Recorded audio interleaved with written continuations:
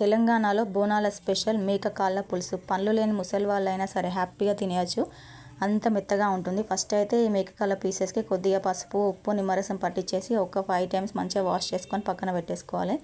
ఒక మిక్సీ జార్లోకి అల్లం ఎల్లిగడ్డ ముక్కలు, లవంగం, ఇలాచి, చెక్క అదంతా వేసుకొని మంచిగా పేస్ట్ చేసుకోవాలి. ఇప్పుడైతే కుక్కర్ పెట్టుకోండి. కుక్కర్లో అయితే తొందరగా అయిపోతుంది. ఒక 3 టేబుల్ స్పూన్స్ ఆయిల్ వేసుకొని ఆయిల్ హీట్ అయిన తర్వాత సన్నగా తరిగిన ఆనియన్స్ ముక్కలు వేసుకోవాలి. అవి బాగా ఫ్రై అయిన తర్వాత ఇందాక పట్టిన ఉంది కదా అల్లం ఎల్లిగడ్డ పేస్ట్, అది కూడా వేసుకొని పచ్చివాసన పోయిన తర్వాత పసుపు వేసుకోవాలి. ఇవంతా మంచిగా కలిపేసి ఇందాక వాష్ చేసుకున్నాం కదా అవి మేకకాల పీసెస్, అవి కూడా వేసుకొని ఒక 5 మినిట్స్ అయితే మూత పెట్టకుండా మంచిగా ఫ్రై చేసుకోవాలి. అప్పుడు అందులో ఉన్న నీచు స్మెల్ అనేది రాకుండా ఉంటుంది.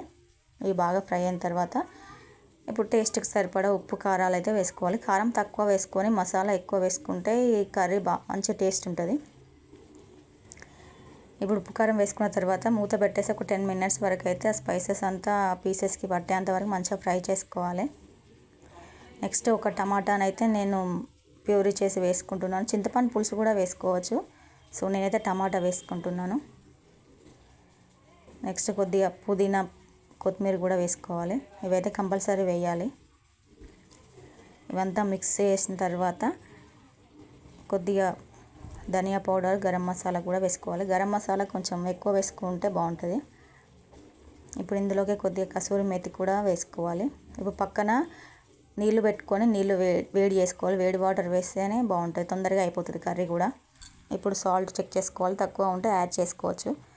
ఈ కాలంలో అందరికీ ఉన్న కామన్ ప్రాబ్లం మోకాళ్ళ నొప్పులు. సో ఇట్లా ఒక వీక్లీ వన్స్ అయినా చేసుకొని తింటే కొద్దిగా నొప్పులు తగ్గే ఛాన్సెస్ అయితే ఉంటాయి. సో ఇప్పుడు ఇది కుక్కర్లో వేసుకొని ఒక 10 to 15 విజిల్స్ అయితే మీడియం ఫ్లేమ్లో వేయించుకోవాలి. అప్పుడైతే కర్రీ అయిపోతుంది. చూస్తున్నారు కదా, కాళ్ళ పులుసు అయితే రెడీ అయిపోయింది. మీకు ఇంకా కొంచెం వాటరీగా కావాలంటే వాటర్ ఎక్కువ యాడ్ చేసుకోవచ్చు. నాకైతే ఇంత చాలు, బాగుంటుంది. ఇది దోశలోకి, ఇడ్లీలోకి కూడా చాలా బాగుంటుంది. వీడియో నచ్చితే సబ్స్క్రైబ్ చేసుకోండి.